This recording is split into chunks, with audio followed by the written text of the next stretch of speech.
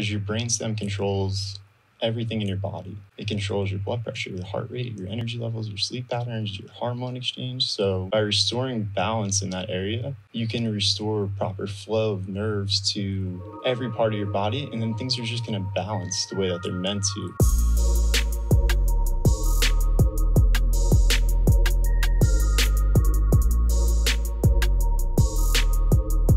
We're live. We're in the building with Josh, aka the Miracle Back Sculptor. Great to see you, man. Great to see you, man. I'm so excited to be here in the office where you treated me and was able to help me with my back conditions and just all the pain and agony and stuff that went through that. And for you to be here right now on the podcast, able to teach everyone how we did it. I'm so excited. Yeah. So thank you so much for having me. Thank you for having me. Appreciate it. And it's interesting because I wasn't going to see you. We became friends through our friend Chase. Yep. And we just went off, got some beers together. We started throwing axes. We did the axe throwing thing. Yeah, we were instantly friends. We connected through our good friend Chase Bosworth. Shout out. Absolutely. And Chase, I was hanging out with Chase and Ari, and Chase was saying that he has like crazy back problems, and Ari was saying she has unbelievable back problems, and she's like, you got to see Josh. And I'm over here like, listen, I've seen a lot of different chiropractors. A lot of chiropractors are my friends. I've gotten the back cracks, like crack, crack, crack, like, and it hasn't done anything, and it hasn't been better, and it hasn't helped me. And I was just very skeptical. So when they said, no, you don't understand, he does something with the neck and you got to just go, I was like, fine. I went, and it has been life-changing. We made a plan on this computer about how to get my own back into play. And now, was it been like 3 months? It's been like 4 months. 4 months. And what exactly was wrong with me?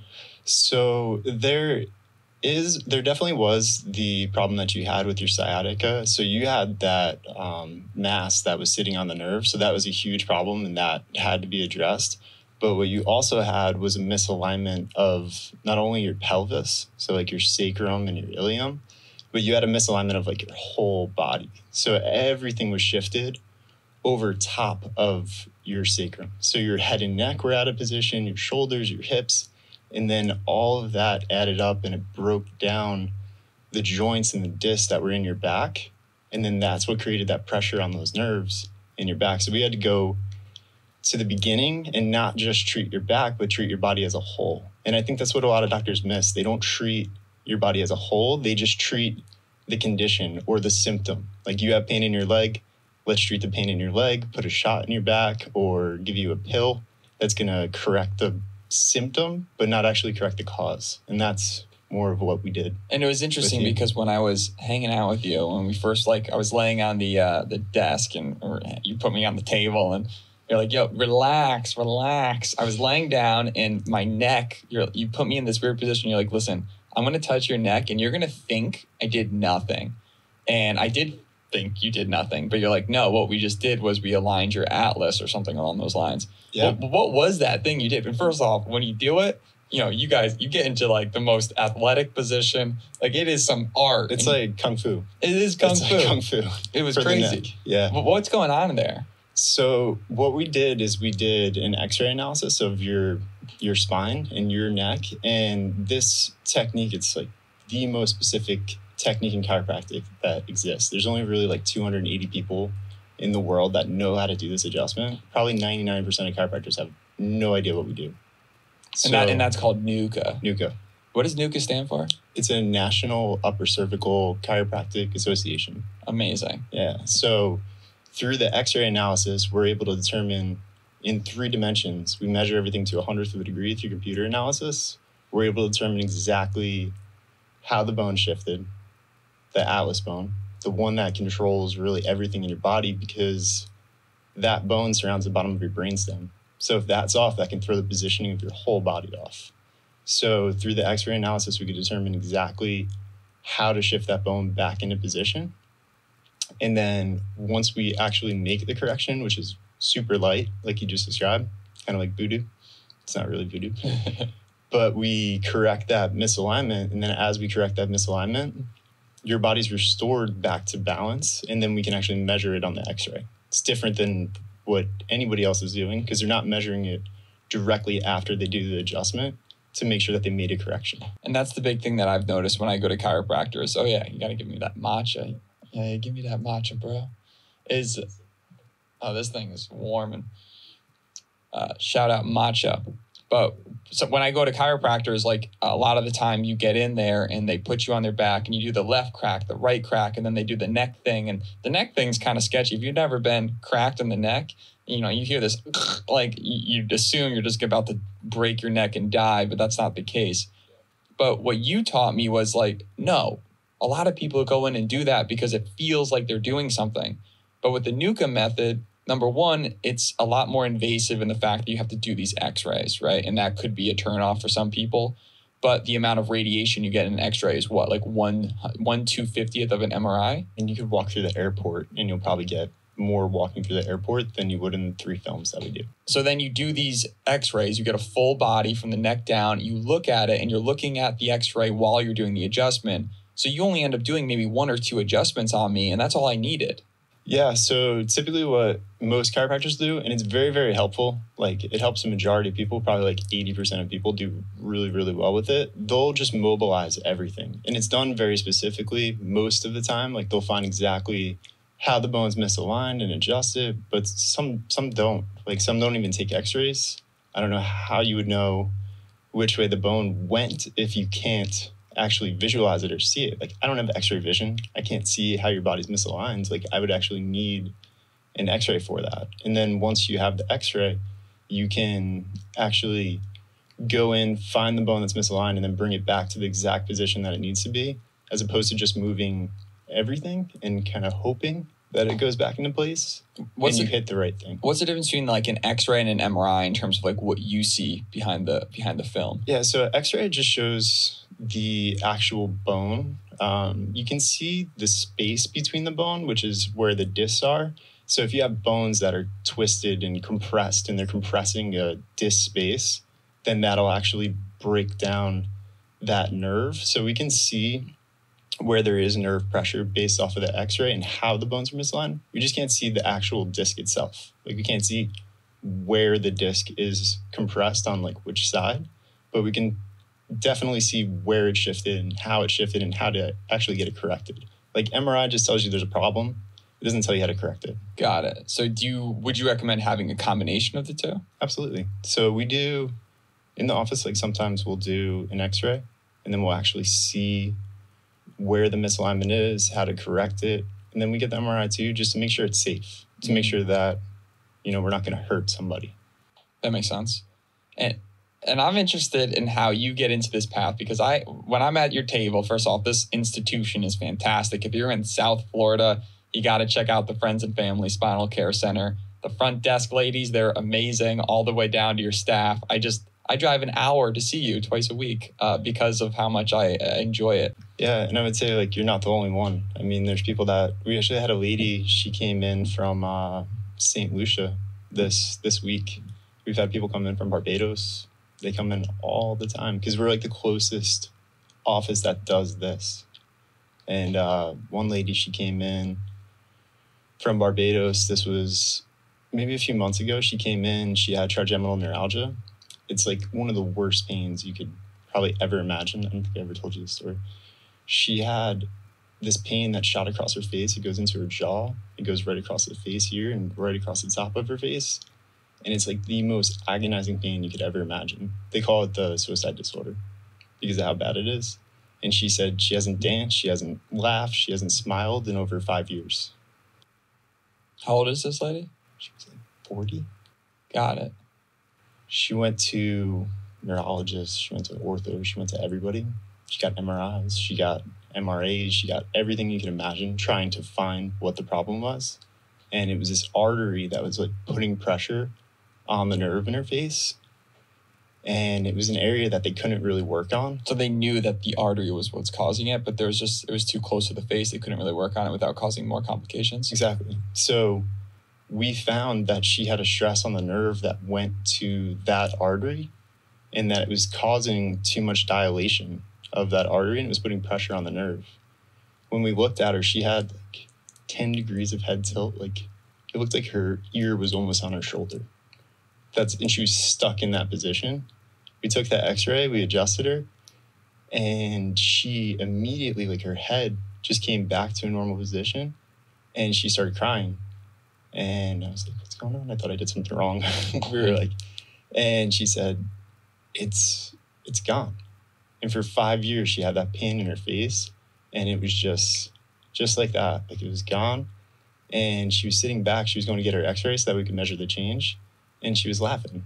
And she said, this is the first time that I've laughed in 5 years. And, like, that stuff, that's why I do it. It's so cool. When you hear stuff, it's you're almost, what's really going on behind the scenes? So what exactly happened there? So the neck, why is it that just that simple adjustment in the neck is able to make such a difference? It's just really like that control center, because your brainstem controls everything in your body.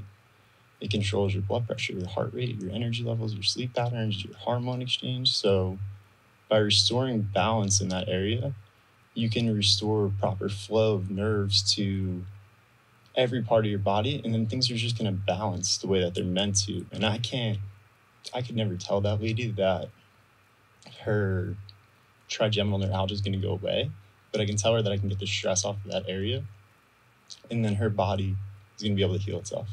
That's something that you're really fascinated about in terms of the human body, and that's something that we wanted to turn this podcast into something talking about, is about how beautiful the human body is, and how if you allow the human body to work itself and do what it's supposed to do, we'll keep this here in case you want to match this fire.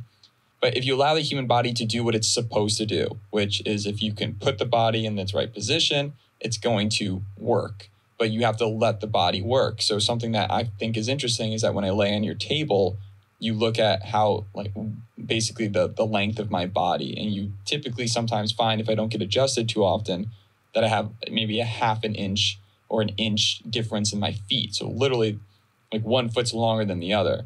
And then you go up to me and you adjust my atlas, you move something in my neck, and then you readjust me and I'm longer. That blows my mind. What's going on there? So you have your whole spinal cord is encased in the bones. So you have all the vertebrae in your spine. There's 33 vertebrae. Not all of them are movable because you have your sacrum in there. And what happens is those bones, they can shift out of alignment, but when the atlas shifts out of alignment, it actually creates torsion or tension on your whole spinal cord. So that tension will be all the way down your entire spinal cord, all the way down to even your sacrum. So if you have a misalignment in your neck, it can actually create pain in your back.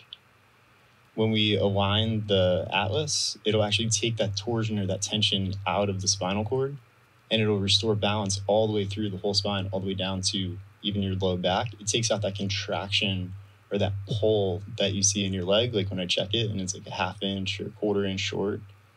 That's because of the contraction or the pull on your spinal cord. So we're taking the tension out of your spinal cord. So it can literally, it's not just a neck adjustment or a back adjustment. It's restoring proper flow and proper function to your entire central nervous system. That's virtually what we're doing. Something I found interesting with my whole issue with having the tumor in my leg is that I had a bulging disc. It was a 6 millimeter bulging disc. And then after doing a bunch of therapy, it went from 6 millimeters to 2 to 3 millimeters. I found it interesting that a lot of people today have bulging discs and they don't know it, meaning that bulging discs and herniated discs sometimes aren't the worst things in the world. Most people have them and they don't know they have them. It's until that herniation pinches the nerve and causes insane sciatica. And sciatica, I mean, it's not as bad as the one you just talked about in the face, but it's one of like the top 20 worst pains ever when you just have sciatic pain, and it immobilizes you. It becomes crazy. Talk to me about bulging discs and herniated discs and how they affect the stuff you do. Yeah, so most disc problems happen from some sort of a physical trauma. So it could be like a car accident when you're like 16, right? Or 15, or when you're 12. Like you have a car accident and then you don't really think about it because you're 16 and you don't feel that. But a lot of the research actually says like all those problems happen anywhere from like 7 to 17 years later. That's when you actually notice that there's a problem, because you have those bones that are shifted during the accident, and it'll start to compress that disc, but it's just a disease process. Like, disease takes time. Like, you don't get heart disease in a day. Like, it takes 15, maybe 20 years for that actually to develop. It's the same thing with the disc. When you have stress on the disc, it takes time. It takes anywhere from 10 to 15 years till you actually feel something. And then once you feel it, it's already to the point where the disc has been broken down for 15 years, and then you got to work to get it corrected. That's so interesting. And you never change until you start feeling pain. And that's the issue that is very hard to adjust, because just like with alcohol, we don't change until we get the worst hangover of our lives, and then we finally change. You know, and it happens. And with health, we typically don't change our eating habits until we have a terrible disease hit us.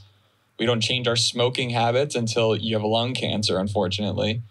Creating this, I really want this podcast to teach people, what can people be doing and thinking about to avoid a lot of these situations that, even if you're myself about to be 29, that when I'm 45 and 50, I'm addressing them now.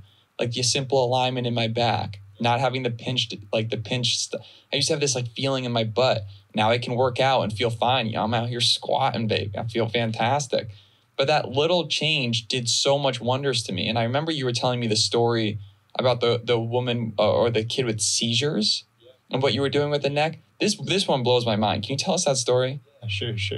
And I'll get back to what you were saying, because it's really important. I think people miss that. You are very different than most people with your health, and like, you take care of yourself and you do things, and it was because you were in a bad situation and you had to, but that's what most people do. They just wait until it's bad enough and then they have to do something. But the kid with the seizures, he was getting maybe 1 to 2 seizures a day. They would last anywhere from like 5 minutes, 6 minutes, something like that. And he had to take medication. If he didn't take the medication, they would just last for the 5 or 6 minutes. I don't know if you've ever seen somebody have a seizure, but 5 or 6 minutes having a seizure, that's insanity. They foam up in the mouth, and it's bad. And his mom was the one that had to take care of him. This guy, I mean, he's like 25. So it's not like he's a young kid and she can like hold him. This is a big And the issue dude. with seizures is they can happen at any time, at any place, anywhere. Very random. So he can't work. He just can't live a normal life. He can't go to school. He can't work. He can't do what you and I could do. He couldn't sit here and do this podcast because you could have a seizure in the middle of it. And he's a big dude. He's like over 6 foot and he's big. So like, if he drops and he starts having a seizure, like, that's hard for his mom to hold him. Like, it was intense. And he was having like 1 to 2 of these a day. Every doctor that he went to a neurologist, he went to like everybody. He was taking pills, he was doing all this stuff. He was working with somebody for over 5 years to try to figure this out. No changes at all. He just had him every day. We adjusted him. After the first time we adjusted him, he didn't have a seizure for a week. It was just one adjustment. And this is like one of those miracle stories. We have a bunch of those. Most people have to like work and it takes time. But he just like stopped having them for a week. And the adjustment in the neck? Yep. And then he had one. He got adjusted. And then he didn't have one again for a month. A month. And then he got adjusted again. And he went 33 days. It was like the longest he ever went without having a seizure. It was incredible. And he still, to this day, hasn't had a seizure. So he feels like he can have a normal life because of a misalignment in his neck. I hope this goes out to anybody that knows somebody that might be having this situation. Listen, I'm not here to make medical claims. Neither of us are, right? But the reality is that when you're in pain and you have a terrible thing, you can't just accept the situation for what it is. And most people do that, especially if someone gives you a doctor diagnoses you. It's so final, right? Yeah. That's like telling somebody you're gonna die in a year because you have cancer. Right. And if you believe that, like, you're gonna die in a year. And there's nothing you can really do about it. But if you take ownership and you say, that guy doesn't know what he's talking about, he doesn't know what my body's capable of, because he doesn't. Doctors don't know. They can't say, like, I couldn't tell that kid that his seizures were going to go away. Like, I couldn't tell that lady that or trigeminal neuralgia is going to go away. I couldn't tell you your back pain was going to go away, but I knew that there was a stress on there and I could remove it. And then your body is incredible. Your body's amazing. Like, think about how your body was created. You have these two cells, right? Like a sperm and an egg cell. They come together, they form this really special type of cell.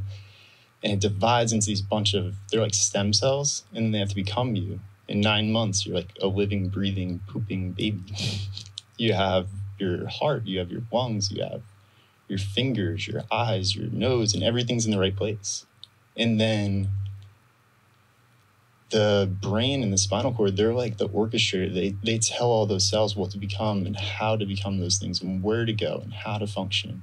And that intelligence that's in your body that created you, it's still inside you. Like, it doesn't go anywhere. It's not like it's just taking a break. It's that intelligence gets interfered with. And then we remove that interference so that way your body can do what it's meant to do. Like, your body's self-healing, it's self-regulating, it does heal itself. Like, I don't heal you. I can't fix anything. I can remove the stress from your body. And that's something that you said from the beginning. I can't make any promises, but what I can promise is that we can remove those stress. And there's people right now that have stress. And it's interesting because when you adjust my atlas, like half my face goes red. What's going on there? So there's a guy that just did a research study on this, and he looked at MRIs and MRAs, and he was looking at like the blood flow around the brain before and after an adjustment. They also looked at like the cerebrospinal fluid flow around the brain. It's this like protective fluid around the brain. And when your atlas goes out of alignment, it blocks blood flow to your brain on one side. What's the difference between an MRI and an MRA? MRI is more of like an imaging of like the soft tissue. The MRA is actually looking at like the arteries. So like the blood flow. MRI won't really show blood flow. MRA will show blood flow. So they did this before an adjustment, showed that they had a misalignment through X-ray analysis. You could actually see there wasn't proper blood flow to the brain. And then immediately after the adjustment, the blood flow restored. There's like this circle, it's called the circle of Willis. And all the arteries that run out, they have to supply the blood with brain, or the brain with blood. And when you have that compression, you can't get proper blood flow to your brain. So you're not getting like the right nutrients to your brain. And on top of that, you have like this fluid that flows around your brain that's supposed to protect it. And if the fluid's going through too fast on one side, it's like turbulent flow. It's kind of like putting your finger on a hose. You know what I'm talking about? Like, you put a finger on your hose, it comes out really fast. Yeah. If you do that on one side of your neck, because the atlas is out of alignment, that fluid can actually hit your brain. So it can like hit into your brain over and over and over again for years and years and years. It causes a little micro damage to your brain. And they're finding that like a lot of people with like Alzheimer's, dementia, MS, that could be potentially the cause of a lot of those neurodegenerative diseases. And that's why people with those conditions, they do so well when they get adjusted, because we're restoring that flow around the brain. I mean, when you say it, like, that sounds so simple to me, right? If there's the brain, and before I talked to you, I didn't really ever take a second to think about this, but our entire bodies are controlled by our brains. We can live without our arms and our legs, but you can't live without your head, right?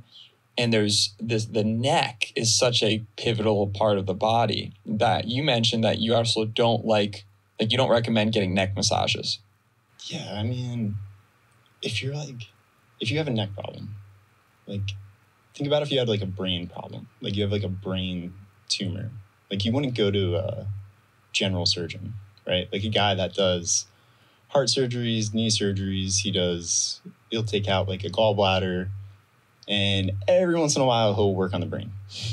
Like, you don't want that guy working on your brain to remove a tumor. Like, you want the guy that's done thousands of brain surgeries, and he could probably do it with his eyes closed if you really wanted to. Like, that's what you want. Like, you don't want somebody that's working on, I mean, you just don't want somebody that's like. But what you're so saying general, is that by working on your body. But somebody working on your body, to them, it's just you're massaging the neck. It's like, it's fantastic. Everyone likes a nice neck massage. Feels good. But you're saying because of those atlas and those bones, they're so gentle that you should refrain from having your neck particularly massaged. Or if you do, be freaking gentle. Yeah, I mean, I love other chiropractors and like they're amazing and the stuff they do to help people is great. But there is a more specific way to do it. It's just like I was talking about, like a general surgeon, they can do it. Like they could take out a brain tumor, but it's not going to be as elegant. Like it's not going to be as precise. And what we're doing here is just like the most precise adjustment that you could possibly do for the upper neck and for the bones that surround your brainstem. So you don't just really want anybody doing that.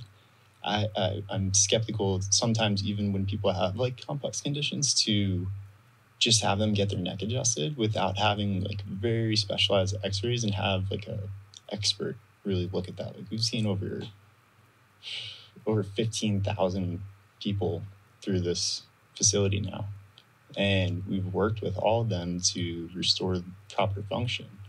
Like it's just a different level.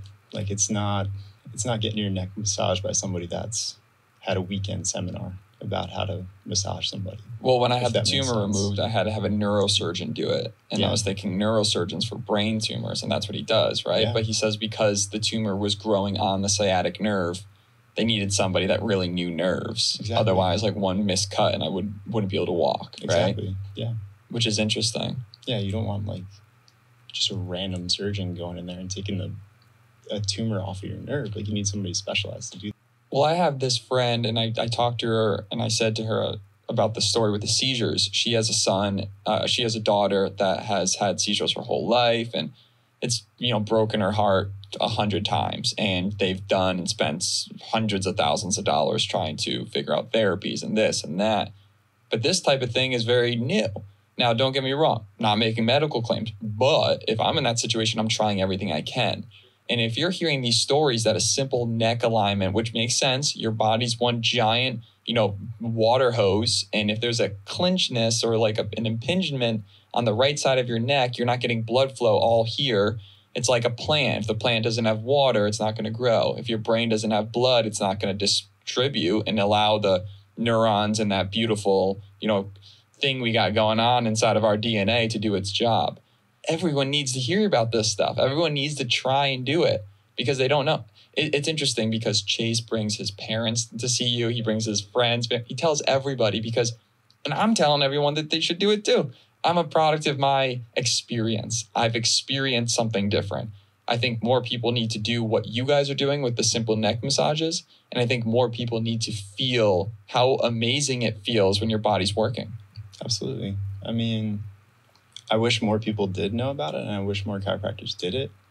It's just, it's pretty complex to actually do the adjustment. But I mean, I don't know how you could go through your whole life and never get your spine checked. Like you got this little beautiful baby and you're adjusting her too. Yeah. I mean, I couldn't live without it. Like I check my baby as soon as she's born. Well, I wasn't able to check her like as soon as she was born because she was born really, really small. And you have to be like really careful for that first week. But I mean, I check my baby, I check my wife, like my whole family's checked in Jersey. I never told you the story about my nephew. No. So he basically my whole family is under chiropractic care. My mom's been under chiropractic care since like I was born. So I was actually adjusted while I was in her womb. Like that's how long I've been under chiropractic care. And for her, like she cleans houses. Like we didn't have a lot of money growing up or anything like that. And she just cleaned houses and she would work her butt off every day. And she would go to the chiropractor and she'd like be better. And I always wanted to learn like what that guy did to help her and how he was able to do it. And that's kind of what led me into this path. And then I had all my own injuries and I beat myself up as a kid. Well, you are a savage. Even now, you sent it off the roof the other day, and I was like, That man is a legend. I'm like, my chiropractor wouldn't approve of this. Yeah. But yeah, I mean, that's kind of what led me into it. And then there was a situation with my nephew. He was in the hospital and he was born and he was fine. And then like maybe an hour after he was born, he just stopped breathing. Like he immediately stopped breathing. He turned blue. My brother was sitting there with him and he like rushed out to try to go grab somebody and he couldn't like find any doctor. So like he finally like started like pounding on doors trying to find somebody.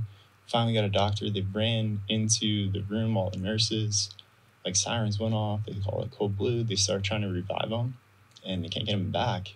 They end up putting like a tube down his throat, like an intubation. They intubate him and finally he came back. But you know, like you put the pulse ox thing on your finger and you're supposed to be like right around 98, 99, 100. He was at 50 and they're pumping 100% oxygen into his lungs. Like that's dangerous. Like not good. Like if you stay at 50 for too long, like you can die. And he was in the NICU. It's like the neonatal intensive care unit.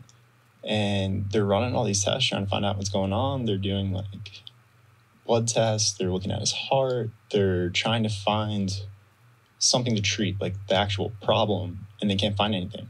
Like nothing's wrong. All the blood tests came back normal. All the EKGs, they were trying to find the holes in the heart. Nothing. And basically, like they just told them, like, we can't find a problem to treat. We don't know what to do. And he's like, do we have to go to another hospital, or are we going to go find somebody that can help him? And they're like, we have all the same tests that they have there. Like, he might not make it, and you might want to spend the time that you have with him. So my brother, he called me, and he's like, what do I do? Because I'm like the only doctor that he knows. So he calls me and tells me what's going on.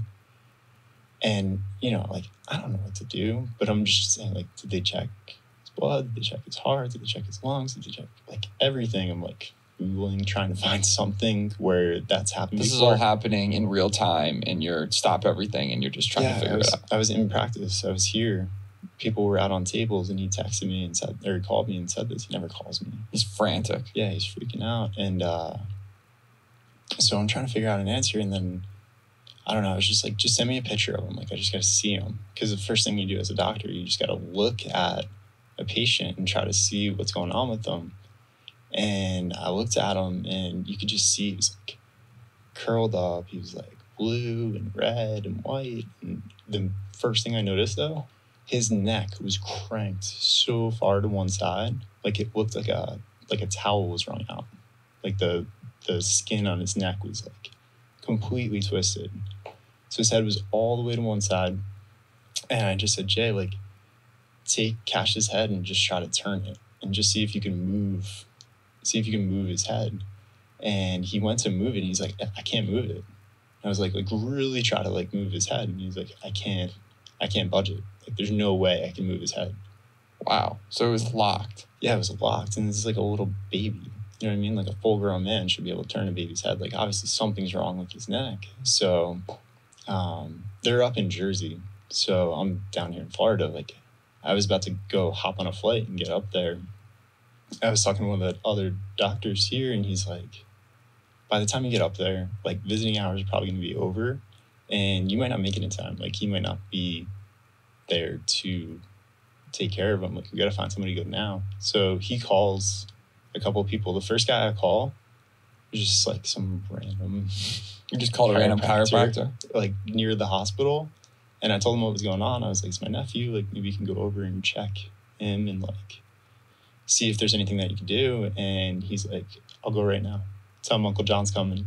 And I was like, what? So, like, in the culture in chiropractic, like, is incredible. Like, we're all there for each other, which is really just great. He actually takes care of my whole family now. But he left his practice. He was like, everybody reschedule for tomorrow. I had to go take care of a baby. See you guys later. And he walked out the door. He went to the hospital, and he went in as Uncle John, because you can't, like, go into a neonatal intensive care unit as a chiropractor and adjust the baby. It's just not, like, okay. So he goes in with my brother and he checks him. He's out. We were talking about the leg. He was like an inch out. It was like a little baby, an inch out in his leg. He adjusts him, puts his hand like right on the base of his neck. And you imagine like how light we are with you. Like with a baby, it's so light. As he just put a little bit of pressure on the base of his neck, my brother said like his whole body just relaxed. Like all that spasm that was stuck in his body just totally relaxed. And he said on his oxygen monitor, he went from like 50 to like 60. And he left because he was like in alignment. He went away for an hour. He went back upstairs, checked mom, because mom just like had been through so much. This guy's incredible. He went up, checked mom, adjusted her, came back down. He came back down every hour, went into the NICU, adjusted him. Adjust the baby continuously every hour. Yeah. Every time he was out of alignment, he would adjust him. Every time he was in alignment, he'd just leave him alone. But every single time he adjusted, my brother said he went up like 5 points. I got there like the next day, kept adjusting him. Were the other doctors aware at this time? No, they had no idea. They were like, oh, he's doing better. He's doing better. They just had no clue why it was happening. We weren't going to like. But Uncle Jay's just coming down like low key? Yeah. He just like could sneak in and adjust them. And yeah, they were like, by the end of it, they were like, oh, it's a miracle. Like, we didn't think he was going to make it, but now he made it. Must have been something we did. I don't know. So he, next day I get there, I'm adjusting him. He's able to hold the adjustments for like 3-4 hours. So the guy left, got some sleep. I got there, started adjusting him. We kept going. His oxygen would just go up every single time. By like the end of 2 days, his oxygen was like re-regulated and he out of the hospital and he's alive. And I think that's why I became a chiropractor. How long ago was that? That was a year and a half ago. So you saved his life? I mean, chiropractic thing. Chiropractic care saved his life. Yeah. But you were able to help someone on the other side of the U.S. or wherever you were. Yeah. The fact is that they run these tests, but normal medicine doesn't look at spinal alignment. It's not a normal thing. No, they don't. Why do you think that it's not? Like, why do you think that because you hear a story like this, I'm sure that after someone hears this story, most doctors are good people. Yeah. The system is not as good, right? Sure. But most doctors are good-minded people. Absolutely. But they treat things with pills and medicine, right? That's how they treat things. Very little do they treat things with nutrition. I don't think that's a problem because of people and them being bad. It's just the system. The system is indoctrinated into doing that, right? Absolutely. But then people look at chiropractors and naturopaths, like a lot of doctors, as wahoos, right? Like, oh, yeah, you're going to fix it with that? Yeah, okay. Yeah, seriously, what's going on? Yeah. But it's just the system we live in. But these other people, these wahoos, might have something. You know, people that do the needle therapy. What is that called? Tri-needle? Yeah, no, I don't know why. Like cortisone shots? No. Like the needles, like Chinese medicine with acupuncture. Acupuncture. Gotcha. Yeah. Okay. It's like people I did acupuncture once, but I did it once. What'd you think? It was okay. She just kind of like kept stabbing me with needles and my back was spasming. And then she was like, I'm sure there's like great acupuncturists out there. I just didn't have the best experience with it. She kept sticking needles in my back and like my back spasming. And she's like, she actually like saw me convulsing and she's like, it's because you're not relaxing. Relax. And she like smacked me in the back. It's like, well, it's interesting because there's these different therapies, and yeah. I did that once, by the way, and it didn't help me. But the point is that it could help. And sure. No, I mean, there's a lot of good stuff out there. I think like what you were just talking about, though, like think about how the systems were created, like the actual medical systems, and how the chiropractic system was created. Do you know like any of the stuff, like the old stories? And so like you had like the Rockefellers, and the Rockefellers are who actually created the medical system. They're the ones that created the medical schools. They're the ones that created the accreditations for these schools. They're the ones that helped to develop the pharmaceutical companies. But Rockefellers, they're great people to do all this stuff, but they were making a lot of money off this stuff. And anything that challenged their way or their system, like you're talking about, they wanted to get rid of it. Like there's chiropractors back in like the early 1900s they actually were at a point where they were trying to stop them from practicing. They said, you're practicing medicine without a license. Like, you can't do that. And they're like, we're not practicing medicine because we're not giving anybody medicine and we're not doing anything medically. We're just allowing the body to work the way that it's meant to. And they actually kept practicing because they knew people needed it. And they were like, you can keep practicing, but we're going to bring you to jail. And they were like, bring me to jail. I'll adjust people in jail. So they literally came, arrested chiropractors in their office, brought them to jail. And then they have pictures of them in jail cells adjusting people because they knew in their heart that it was the right thing to do for people, even though the system didn't agree with it.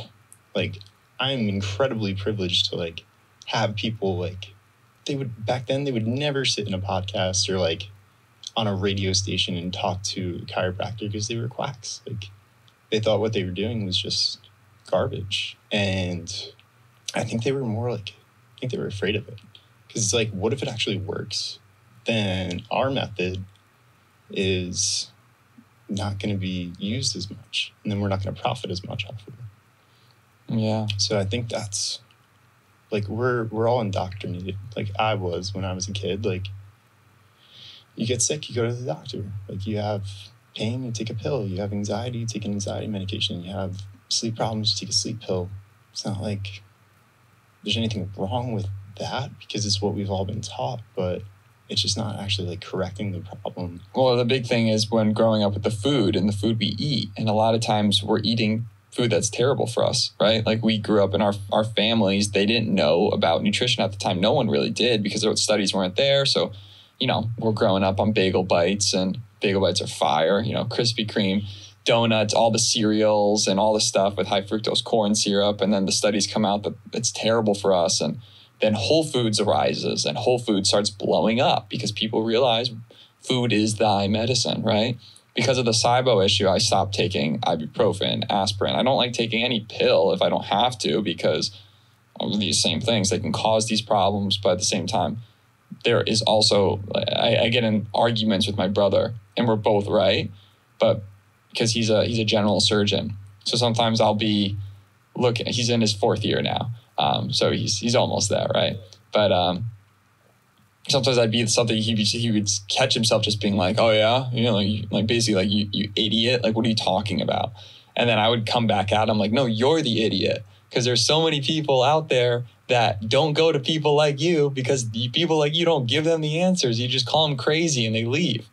And then he get angry back, and at the end of it, he's always like, I'm sorry. And I'm like, I'm sorry. Like, we fight like brothers. But the point is that people, like you said, they get the cancer diagnosis and someone says, look, your life's going to end because based on the problem and statistics, it might be.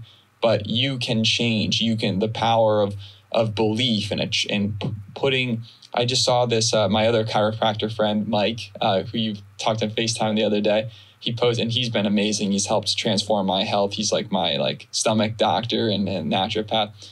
He was saying that when a fish is sick, you don't treat the fish with medicine. You treat the fish by cleaning the water and cleaning the temperature in the tank, right?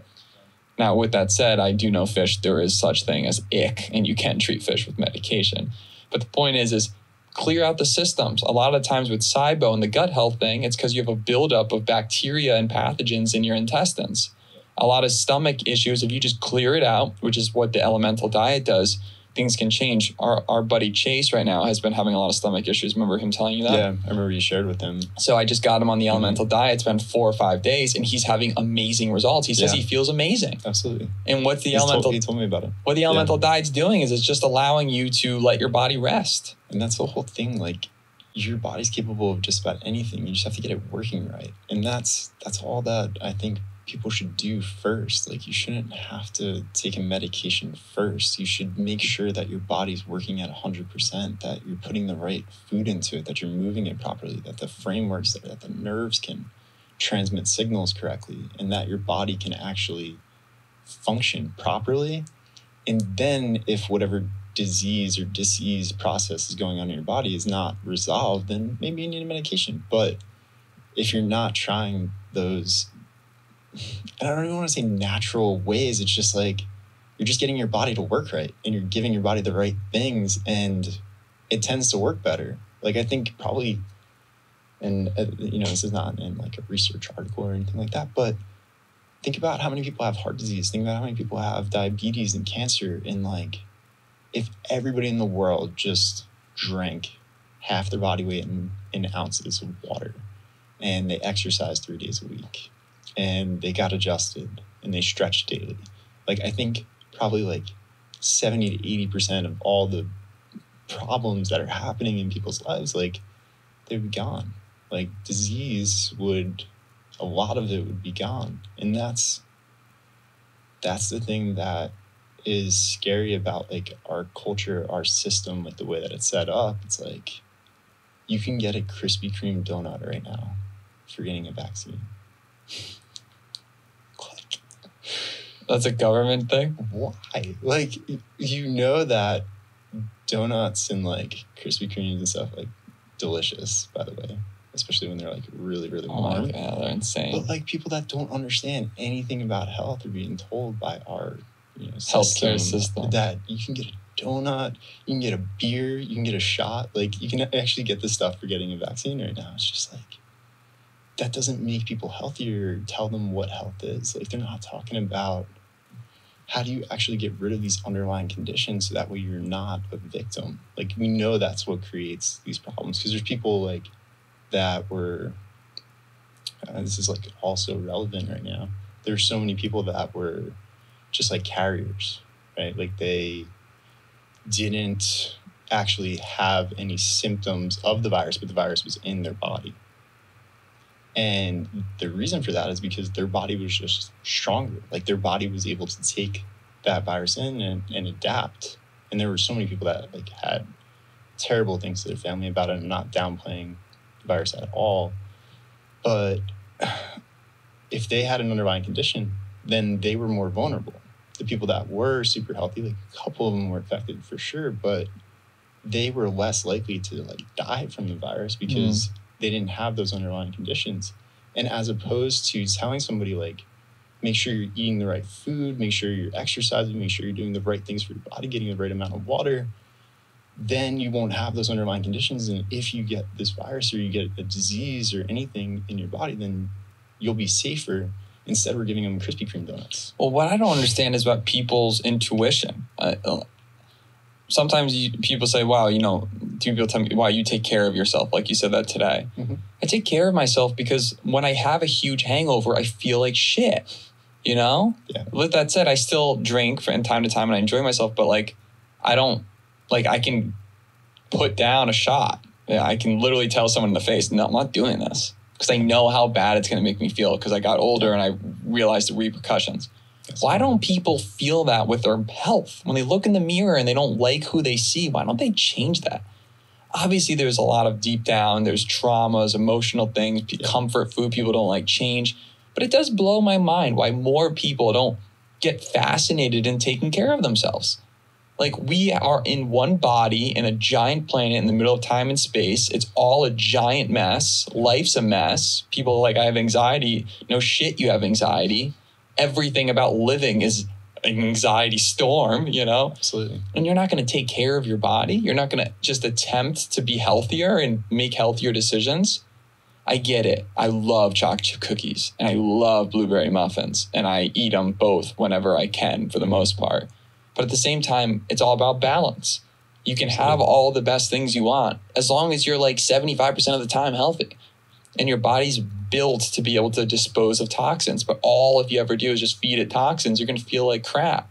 Yeah. And this has been on my mind because I'm looking to turn Damn Good Day into this amazing, well, I'll be kind of presenting what it's going to turn into shortly. But basically, to run a company, you need to be healthy. Yeah. And I remember when I was real sick with SIBO, I remember being so upset because I was doing this podcast and working full time and I was just so sick and I felt like crap and my digestion was a nightmare. My eyes were crazy. And one of the things that made me most upset was the fact that I wasn't healthy enough to do the things I wanted to do. Like Chase, we saw that in him just the other day. He was upset. He's trying to launch his music career, but his body's not letting him do that. Yeah.